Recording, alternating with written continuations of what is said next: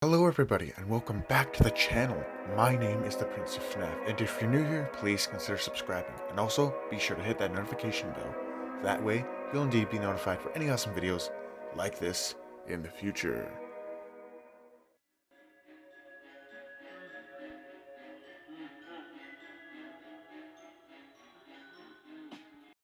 Poppy's Playtime is an indie horror game which holds terrifying secrets inside a seemingly abandoned toy factory. Seemingly. Enemies emerge from the most unlikely of places. Terrifying toys that once entertained children, but now roam the empty halls of the toy factory, looking for their next victim.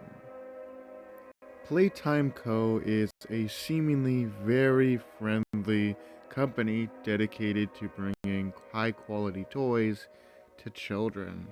However, as the events of the game go on, it becomes clear that, well, yes, Poppy Co. thrives in making high quality toys. There's also something darker afoot.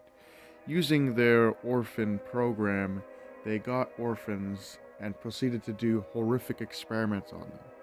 This was all to make their toys more lifelike and human, causing some of the orphans or entities to latch on to said toys, making all of the toys in the company alive, at least to some degree. Huggy Wuggy, Poppy Playtime herself, Brawn the Brontosaurus, the Cat Bee, the Candy Cat, Kissy Missy, and many more of the toys took on terrifying lives of their own, becoming very hostile and aggressive until the toys would take over the factory and all of the people who used to work said factory vanished without a trace. To make things more conclusive and to add more evidence to my claims, there are even tapes and logs found throughout the factory which you can collect, which give cryptic information about the things that transpired before the abandonment of the Poppy Playtime factory. And that is that during one of the experiments, it would seem something done with Huggy Wuggy, it went horribly wrong, and Huggy Wuggy became very violent and aggressive and brutally murdered everyone that was involved in those experiments. And the recording of said event ends very abruptly. With all the traumatic and dark events that took place within the Poppy Playtime factory, it comes as no surprise that there were dark energies left from all of this bad stuff that went down. And that is the reason why a lot of the toys, if not all of them, have their own distinctive personalities, because they're not just toys, they are literal people that were transformed, at least to some degree, into these toys. And that's why the toys don't really act like toys. And even when referring to Poppy Playtime herself, Poppy Playtime does not see herself as a children's toy, but rather a real little girl.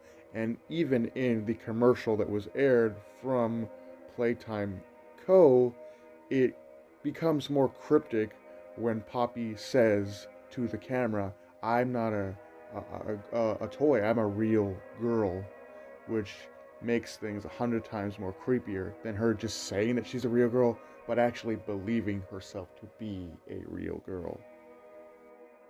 And it seems whatever experiments the Playtime Co. factory was attempting to do on these kids' toys, it had an effect differently on each of the characters.